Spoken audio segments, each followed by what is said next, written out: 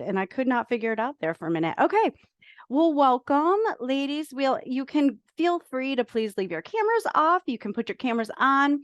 Just stay muted, and we'll go through things, and we'll go through the class. And I do love an interactive class, so feel free to type in the chat if you're able to. And Dory, I love your picture. Um, I was like, "Are you on your roof?" And I realized it was a picture. That's so funny. Feel free to type in the chat. I'd love to just kind of be interactive as we go along. And I'm also going to be watching to make sure that there's, not anyone I need to admit here. So let me just adjust my screen and let's get going. I'm so excited to see everyone. I'd love to hear from you. Like, what is your definition of people pleasing? Right? So that'll be fun. So when you hear people pleasing, what do you think of? And then as we go through and talk about all the different things, just always be like thinking to yourself. This is how I get the most out of every class I take, is I'm thinking to myself, how does this apply to me?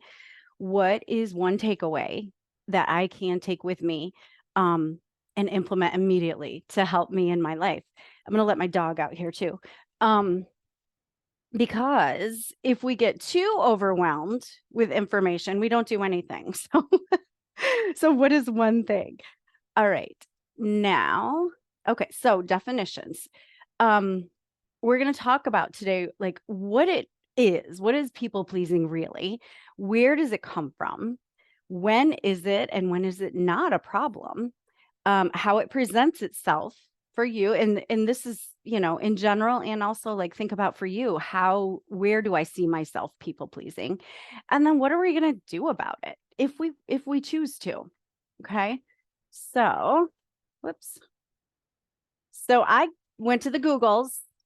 I always like to look up what is the definition, because we want to know what are we talking about and what is the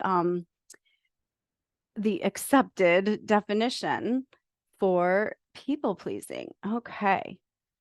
I see some things popping into the chat. So what the Google told me, a people pleaser identity means a person feels a strong urge to please others, even at their own expense. They may feel that their wants and needs do not matter, or they'll alter their personality around others. People pleaser is not a medical diagnosis or a personality trait that psychologists measure. So often we will say, I am a people pleaser, as if it's our identity, and we adopt that into like who we are. And then it feels like something we can't change, right? Like I'm 5'4", can't change that, right? So then you feel kind of helpless. Unless I'm wearing some heels, then I can change that. Okay, so let's see. I see saying yes or I'll do it. And I'm assuming when you don't really want to say yes or do the thing, saying yes to everything. Yeah. Sometimes we're like, I just want to do everything. And sometimes that's true too. But sometimes it's not necessarily true. So the first thing I want to share is I like to think of people pleasing as a lie. Okay. And when we think of it this way, we can see, oh, it's not possible to people please. Because it is impossible to please people. So we've already established that it's not part of our identity. Like it's not who we are as a person. People pleasing is an activity we do, right? So if you are not a people pleaser, right? There's not some gene that gets passed down or a certified letter from the universe that says you are now a people pleaser when you're born, right? This person is a people pleaser.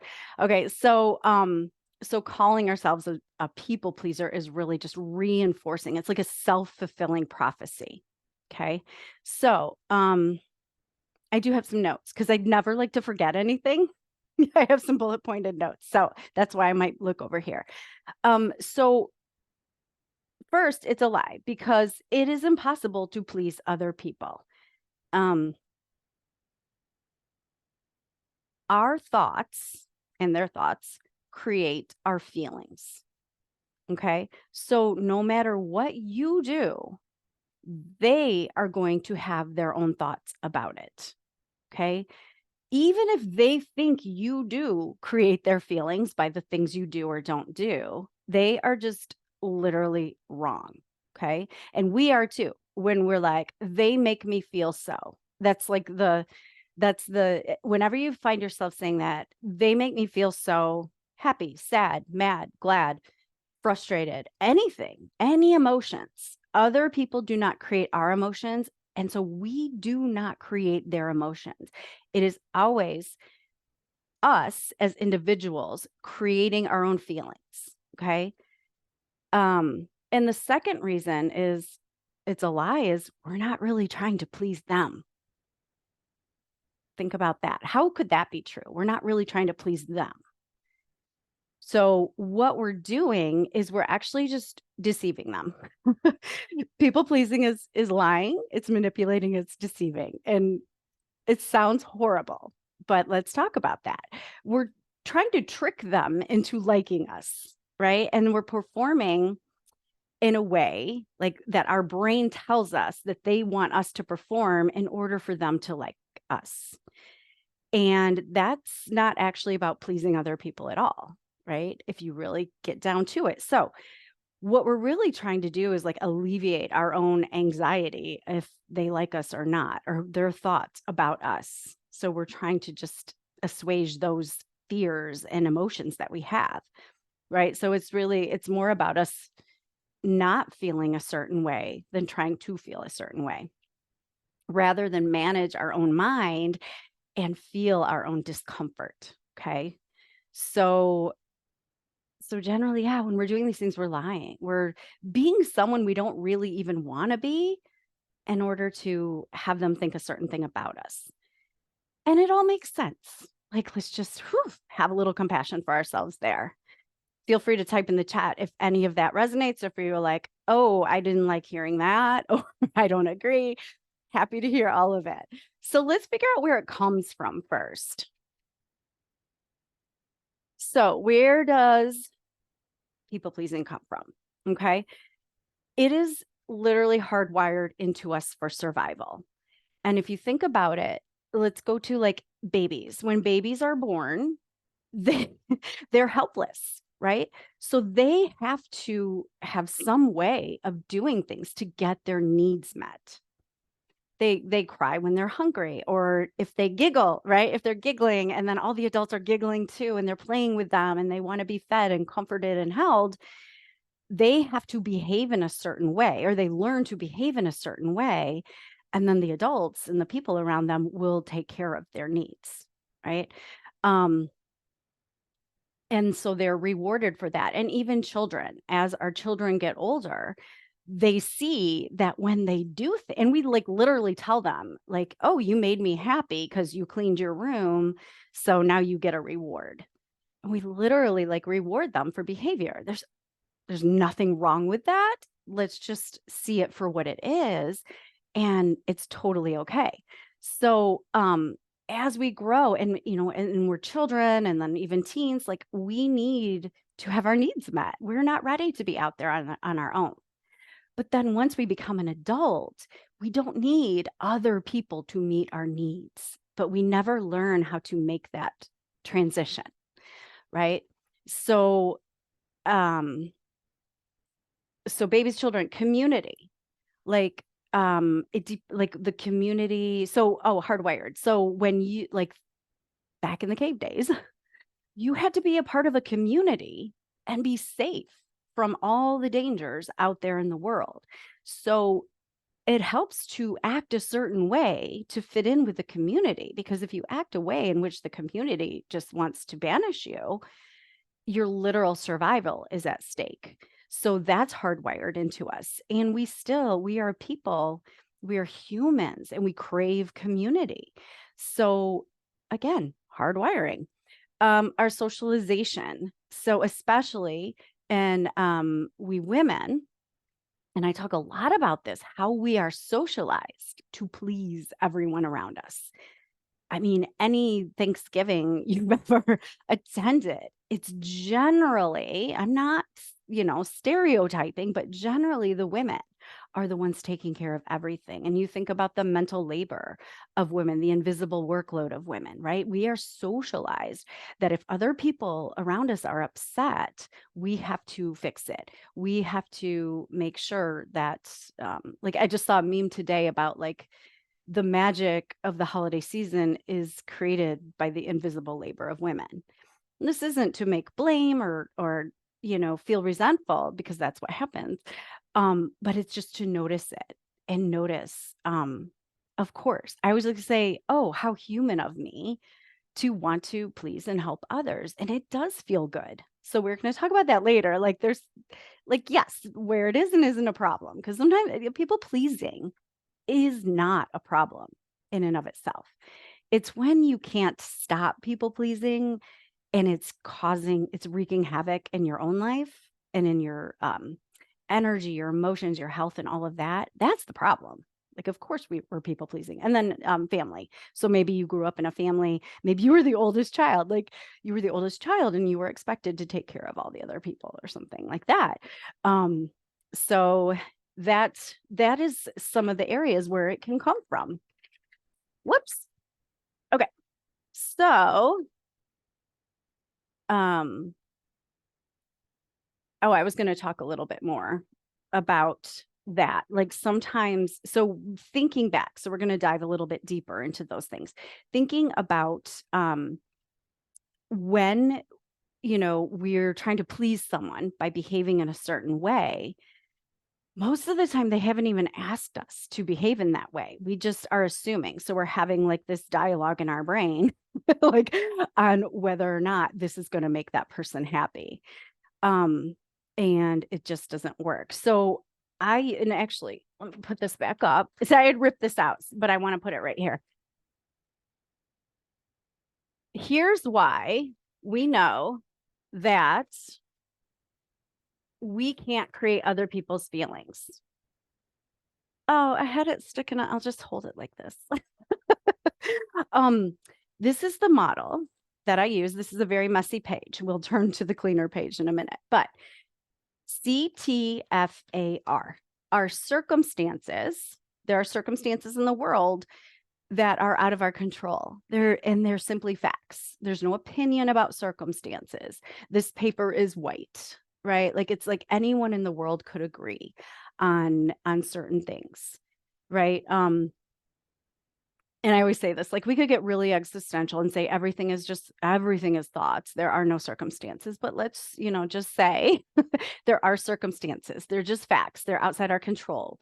It's just the math of the situation, right? What is happening? What are the numbers in my bank account, right? And then we have thoughts about our circumstances.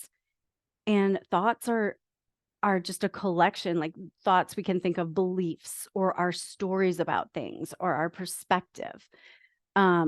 It's the meaning we give to the circumstances, and our thoughts are always optional. Okay, so then what creates our feelings is our thoughts about the circumstances. So, and a feeling is just simply a vibration in our body that we have labeled particular words, right? So it's our emotions, our feelings, sensations. There are, we have a nervous system that does have reactions. So I think there is some nervous system work within this as well. It's not as simple as this, but this is a very simple overview. So when we're thinking something, we create our own feelings, which always drive all of our actions, everything we do, everything we say, everything we don't do or don't say when we're holding ourselves back. And then our reactions. So if we're thinking, that person shouldn't be doing that thing, and maybe we feel angry, we may react. And a reaction is like telling them off or, whatever that may look like. And then our actions create all the results. And the results are always what we create for ourselves in our own lives, and are always evidence back to our original thought. And I promise you, I live my life thinking about, where am I in the model right now? What am I doing right now? And why am I doing it? What am I feeling? And what was I thinking about the thing that caused me to do this thing? right? And then what is that creating for me? So keeping that in mind as we move forward, talking about people pleasing. So, here's the thing, you are always the circumstance in somebody else's model. So you doing a thing or not doing a thing, let's say this. Let's do an example. This is you and this is them. Okay. So, somebody, let's just say, I'm just going to say you got an invitation to a party.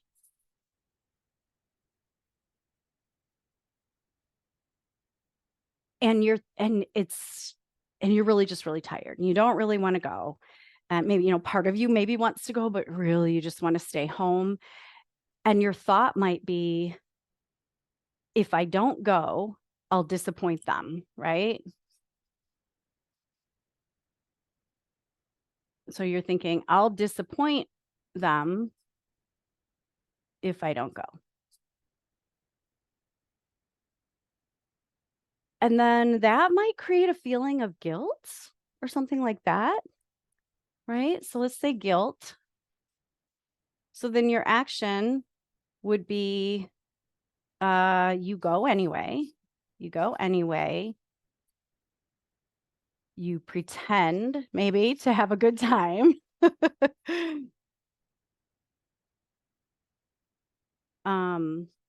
There's probably a lot of pretending going on that night.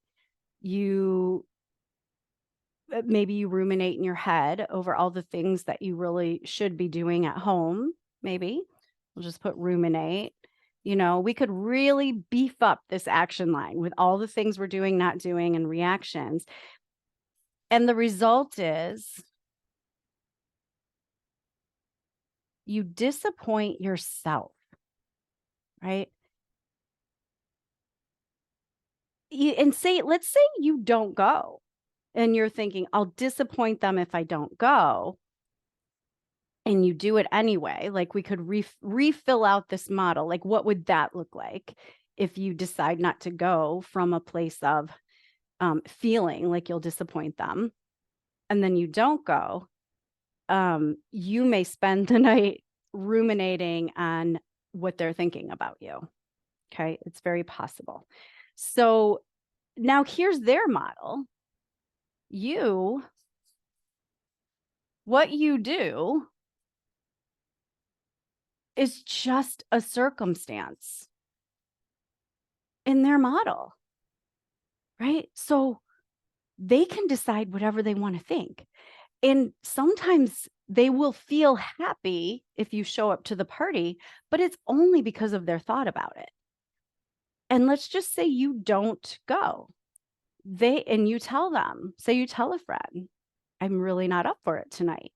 Their thought could be, I can't believe she doesn't support me.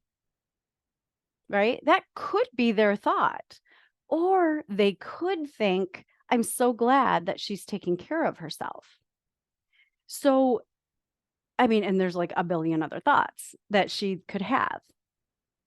And let's flip this around. Let's just say that this is you and you were having a party and you invited somebody and somebody called you and you were really hoping they would be there. And they said, you know what, I just can't, I'm not feeling up to it. And if you're the kind of person who is so deeply people pleasing and does all the things for everyone else, you may think, I can't believe she's not going to be here. Right? You may think, that's so selfish of her. I really needed her. Whatever. Like, we're human. Sometimes we think those things. And then we feel resentful. That's what happens a lot of times when we do a lot of people pleasing. The inability to hear no from someone else feels very uncomfortable. So, you know, it could be, and so if we think we're making them happy, and so we say yes, let's think about holidays coming up, right? So Thanksgiving and say your mom is like, I really would be so happy if you and your brothers and sisters came for Thanksgiving. And you're like, oh, okay, I don't really want to travel, but I'm going to do it anyway because it's going to make her happy. But then one of your siblings doesn't go and they decide not to go. And your mom is going to, she'll probably be happy there for a minute. And then she's going to be thinking about how disappointed she is that your other sibling's not there. So you cannot make her happy. We can't make other people happy. If we really truly embody that, we will start making some changes for us, for ourselves. So whatever, so like this, your friend at the party, we'll say, go back to her, whatever story her brain wants to tell her, she's going to look for all the ways in which it's true. Our brains have a confirmation bias. So if we're thinking my friend doesn't support me, if they're thinking my friend doesn't support me, they're going to look for all the ways in which their friends don't support them. And we can't change that, right? We can do things, but all of us, our brain is good. Our brain likes to stick to our story and it will look for evidence of everything to back it up, right? So you think you're doing something to make somebody else happy, but it's really more how you want to feel or how you don't want to feel. You're like, I mean, guilt is optional, but let's just say like you get to, like, if you decide I'm going to get better at feeling guilty and do more of what I want. I mean, that's later on here, but that's one of our things is like getting better at feeling those really uncomfortable feelings. So, let's see what's next here. Okay. So let's talk about when people pleasing is a problem for you. Like, what are some instances where people pleasing could be a problem? And I was thinking about a sneaky way in which I notice that I have people pleased is I overtip. I like overtipping, and we'll talk about you need to know your reasons why you're doing something, and if you like your reasons, people pleasing is not a problem. Again, it's just what are your reasons for it? And there are some times when I'm like, if I tip them extra, they'll like me more. Like I have that thought. And I was a server and bartender for years. So I enjoy over tipping in that way, but sometimes I feel that. So like I spend extra money, right? Spend money on gifts when I don't really, either I decide I don't want to afford the gift, or I I'm like office Christmas parties, let's all like have a secret Santa. And you're like, I really don't want to participate this year. So we spend time, extra time, maybe that we don't want to spend going to things we don't want to go to, or doing things that we don't really want to do. So going back to, is it a problem for you? What are your reasons? Is it because you want them to think and feel in a certain way? Or do you really feel good? It's that unconditional, like I want to give and it feels so good. Like the anonymous giving that we do. Or like my husband, I actually do like to cook. And when I'm thinking, oh, he expects me to cook dinner, even though we both work and we both do all this, and why is it my job? And we get into these resentful cycles instead of like, I actually really like to cook and it's fun to cook for him. And sometimes he's distracted and he may not say thank you right away, or or whatever. I'll inundate him with questions. Well, do you want this cheese or that cheese? Do you want it cooked like this or that? And he's just like, stop, just, so trying to please him, but actually deciding that I really like to do this thing and I want to do this thing is very important. So those are some ways that could be a problem. So I think of people pleasing as looking externally around us. So oftentimes we're seeking praise or acknowledgement. And again, there's nothing wrong with that.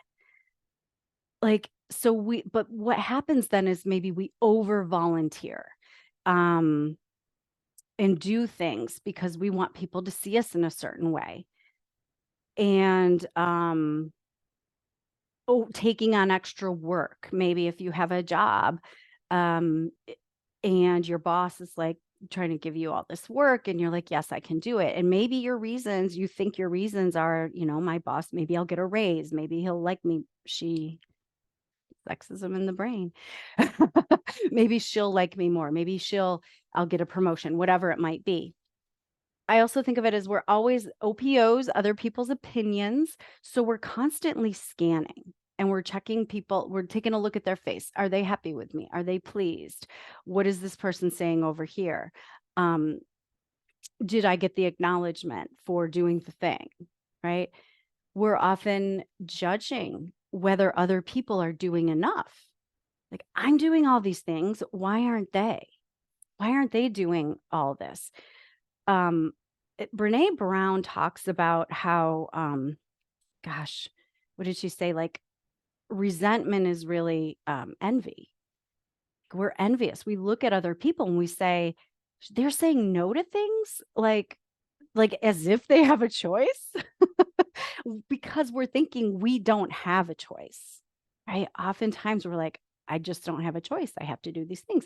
And as we head into the holiday season, it's going to be like, it's even extra important because there's more things. I want to say obligations, but we don't have obligations. Obligation is a feeling that we create because we think we have to do something. There's going to be lots of invitations out there and opportunities coming up to do things and participate in things. And you have to be able to say no. We have a hard time hearing no. We talked about that earlier. If somebody says, no, I can't help you with that, and we're big time people pleasers, we're like, oh, how can she say no to that? Right?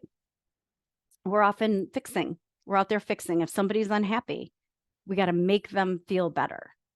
Right? The shoulds and the wants anytime or shoulds. So like anytime you're saying, well, I should do this, I should do that. I see a lot of people pleasers, like, and they're down, like if they have nothing on their schedule for the day, if you had a free day, what would you want to do? And sometimes we just have no idea because we've spent, especially socialized as a woman, we've spent so long tending to other people's needs that we don't even consider what do we want. People pleasers like to feel productive, like, okay, I've done all these things, so I'm a good girl. I'm a good girl. I did all the things. So, I mean, we could probably go on and on that. So what usually happens is we have a lot of feelings and sensations like tired. We're often so exhausted at the end of the day. We often feel overwhelmed because we've said yes to everything. We're always worrying about those other people's opinions. We feel we've talked about resentment a little bit. We do a lot of shrinking. So another thing is we don't voice our opinions on things. Sometimes we don't even know our opinions, but if somebody is voicing an opinion that we might disagree with, we may shrink. We may not say anything. We say, well, I want to avoid conflict or something like that, instead of like, yeah, I don't agree. Like when you're a people pleaser saying, oh, I don't agree with your perception on that, feels like death. We are so worried about not disappointing other people. We are constantly feeling disappointed, but we're disappointing ourselves. We are always having to choose between, do I disappoint them or do I disappoint me? So if you think about how many hours do you spend a week, a day, doing things you don't really want to do because you're feeling obligated, even a little resentful. You're ruminating in your head over, I should have said this or I should have done that, right? So what is it costing us? All this people pleasing, loss of mental energy. If you spend a lot of time in your head ruminating over all the things you should do or how overwhelmed you are, tiring yourself out with all your mental energy, you're losing time for yourself, sometimes time with your own family, because you're out there doing all the other things in your work, in your career, or for other people. You're really missing out on true connection. Because going back to the beginning, we say people pleasing is just lying to people and trying to manipulate them into liking us and trying to be that version that we think that would be pleasing to them. I know that language sounds really harsh, doesn't it? But that's really, like, if we get down to it, that's what we're doing. So we're not truly connecting with someone. They're not even liking the real us. We don't meet our own goals. Like, you set a goal for yourself and all these little things pop up that we think we should do. We should help that person with that thing or do that. Like, you think about your day at work and how many times you like jump in your email, respond to an email immediately instead of, this is what I'm doing right now. For me, money, like, how much money, extra money do we spend? Right. So those are some of the feelings. So now let's get to some solutions. I started like just writing stuff on here, and I'm sure we'll come up with some more here in a minute. But like, the first thing is really notice whether it's, what am I thinking? What am I feeling right now? Or what am I doing? Why am I doing it? Right. So notice the thoughts or the feelings or the actions, and then just asking yourself, okay, I'm doing this because I think I should, or I'm doing it because I think somebody will like me. Whatever that might be for you. Have I overcommitted myself because I was feeling obligated or feeling like, just like obligation is like one of the biggest feelings. Like, oh, I've got to. Am I doing this thing because I didn't want to feel guilty for not doing the thing? Right. So then we just want to release that judgment. Shake it off. Release all the judgment over ourselves for like the harsh language I used earlier. Like, you're manipulating people, right? Of course we are. Remember where it comes from? It's hardwired. Right? The first step that I do with all my clients is like, let's take a look at, what are you thinking about yourself? Because when you can release all the judgment over the things you're doing, not doing, even your thoughts, just releasing the judgment, you can stop disappointing yourself. So that might be a question you ask yourself. Am I thinking I'm going to disappoint that person, and is doing the thing going to disappoint me? Right? And that feels icky, especially if you're socialized as a woman, right? Like, oh, I can't disappoint people. Know that you are it is your job to know. There's nothing you can do to be less worthy. You are enough. You are complete. You are whole. You are beautiful. Nothing you do or don't do can change that. Nothing changes your worthiness as a human. Absolutely nothing. You can't do more. You can't do less at all. This is a whole, this is a whole thing. This comes up in everything. Like, I'm not worthy. We often don't think of it exactly that way. Like, sometimes we do. Oh, you're just not worthy. Who are you to do this thing? Who are you to say no to that person? Right?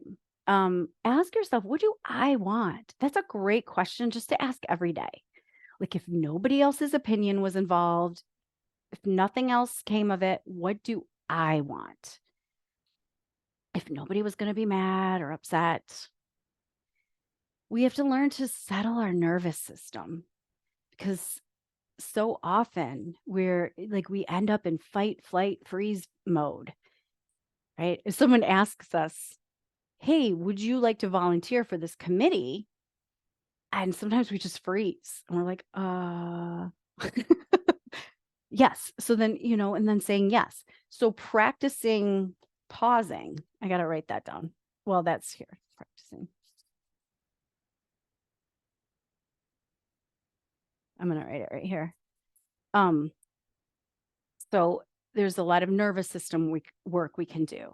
You have to feel like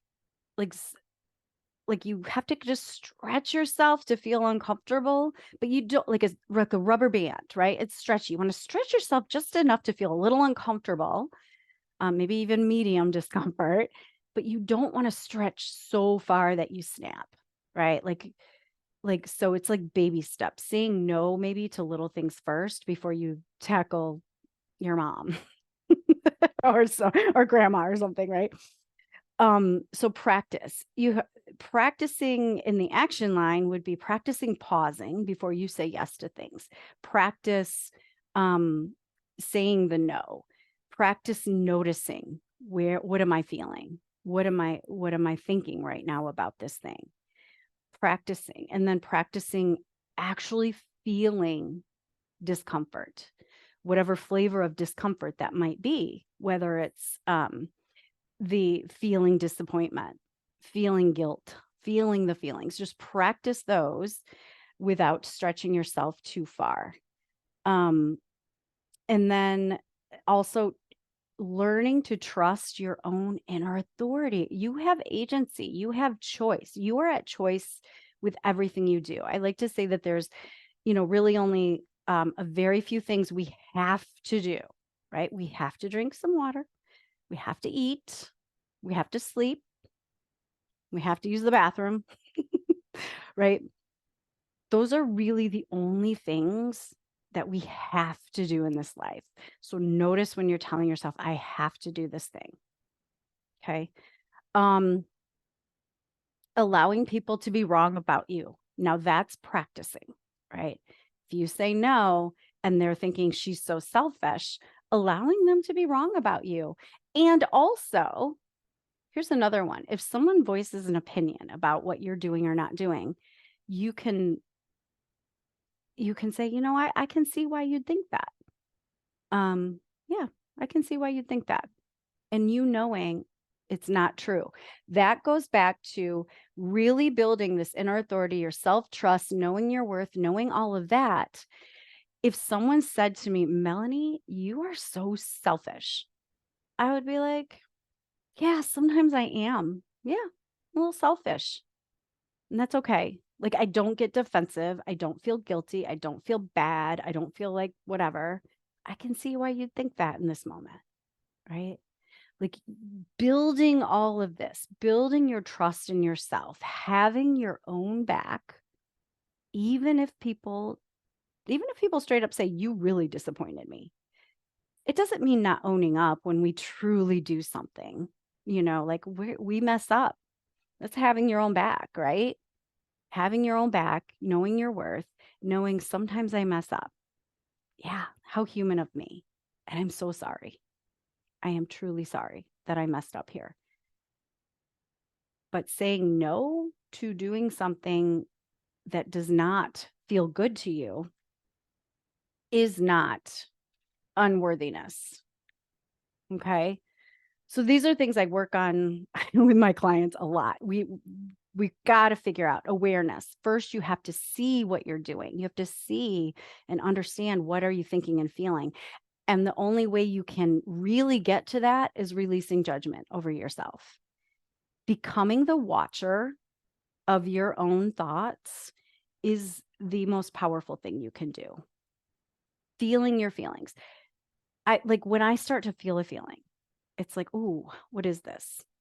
Oh, it's that resentment creeping up because somebody's not doing as much as I think they're supposed to be because I'm doing all these things over here and they should be too, right? Oh, that's resentment. Of course I'm feeling resentment right now. How human of me. It's because I'm thinking I don't have choice. I totally have choice. So going back to your reasons for saying yes to doing things, for all of that. What are my reasons? I'm trying to think, is there Anything really super important that I did not cover?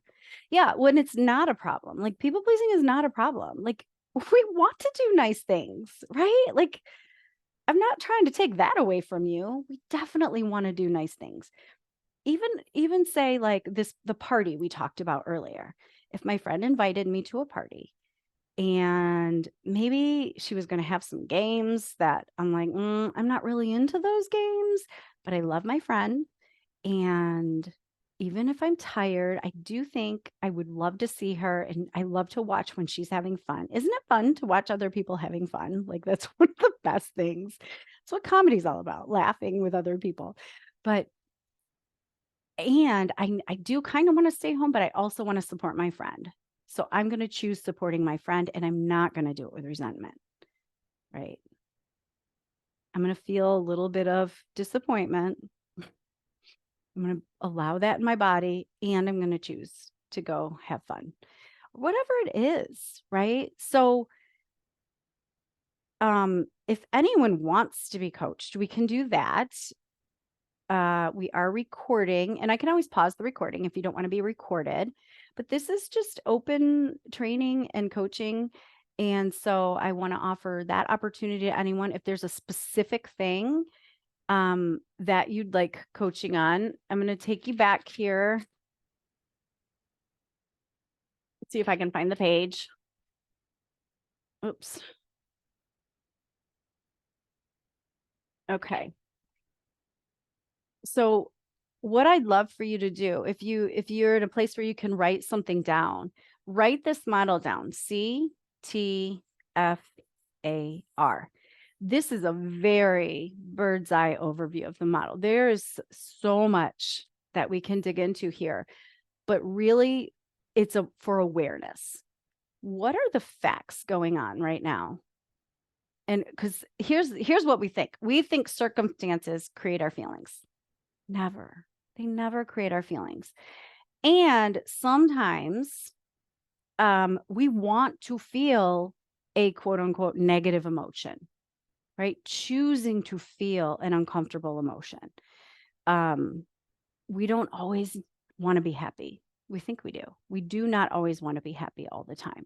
We want to feel. I think that's the goal, is to be able to deeply feel all your emotions without running from them. Because here's what happens. Maybe you go to the party. Let's say you do the thing, go to the party, and you get there and you're feeling an uncomfortable feeling. Like you're thinking, I don't want to be here.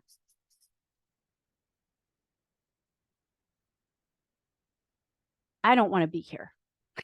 Feels so like you, maybe that creates like a feeling of helplessness for you, or maybe it's anger or something. But let's say you're like, I don't want to be here. And I'm going to bring up resentful again. That's a good one. So you feel a little bit resentful. You may like overeat or overdrink. Okay. So a lot of the overing activities that we do are they are directly related to what we're feeling and what we're trying to avoid feeling.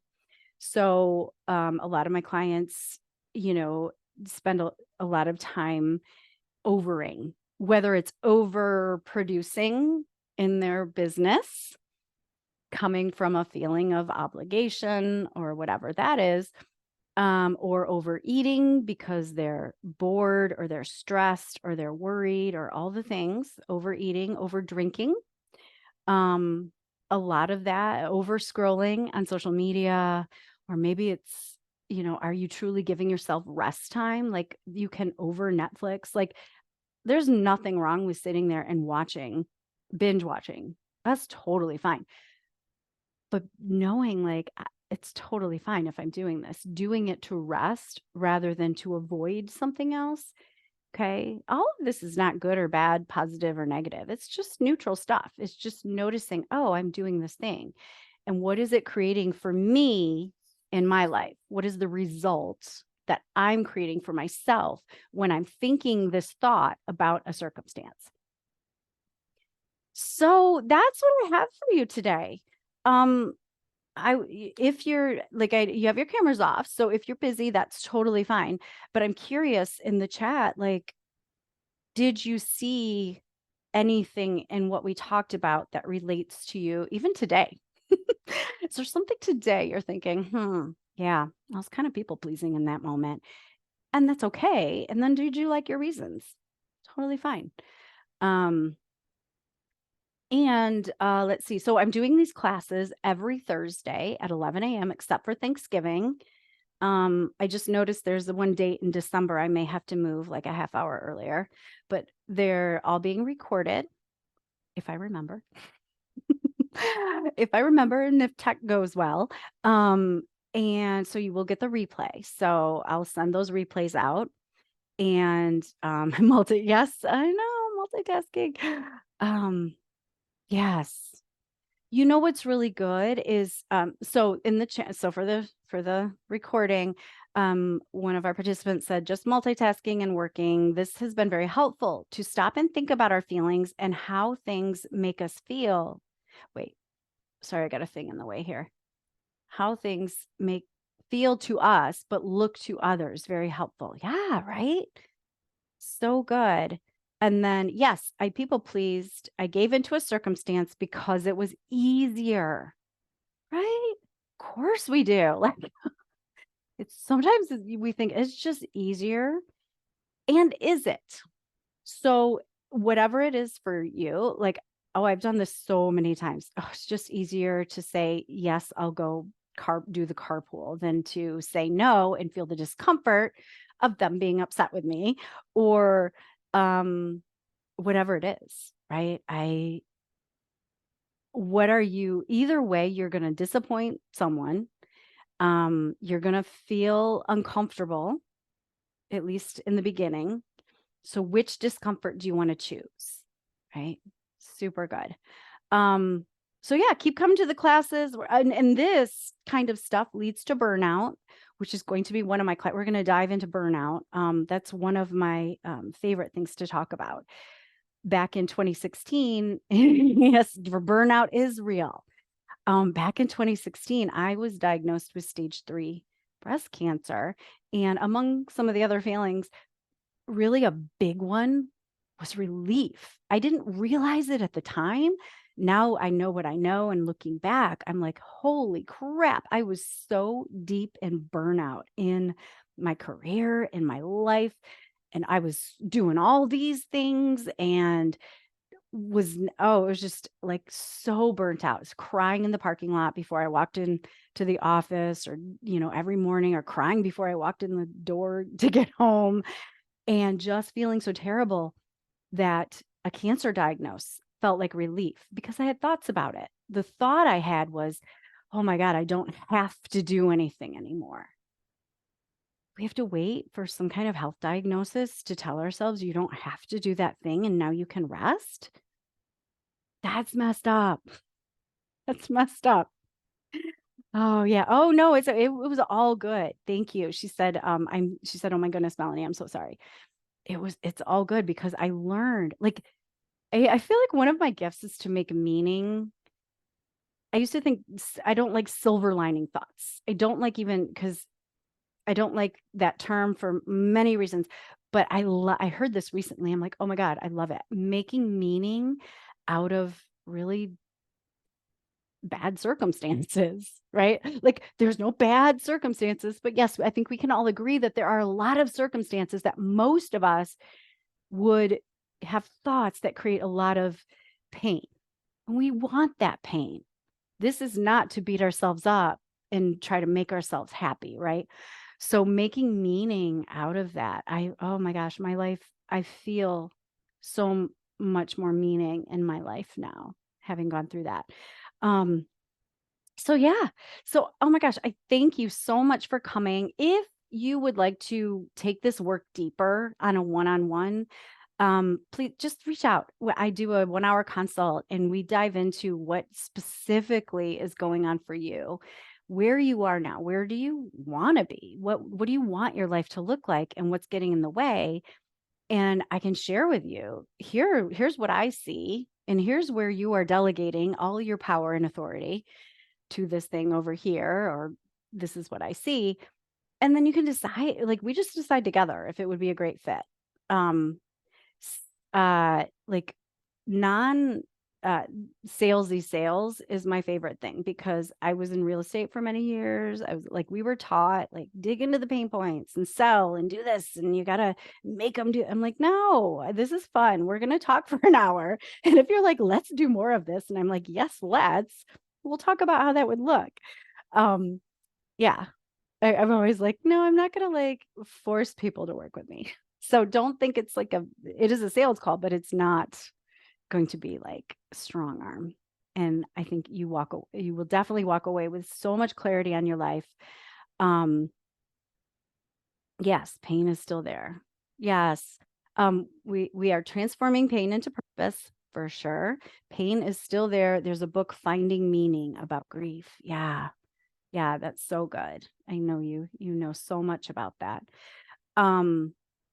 But yeah, so just click any link to schedule or just shoot me a message and we can figure out a time if you ever want to talk one-on-one. So thanks everyone for being here, and keep an eye out for next week's topic. And it might be burnout. Really want to do that one justice too. So I will see you all later. Thank you so much for coming. And if you have any questions, just reach out. All right. You are so welcome. Bye.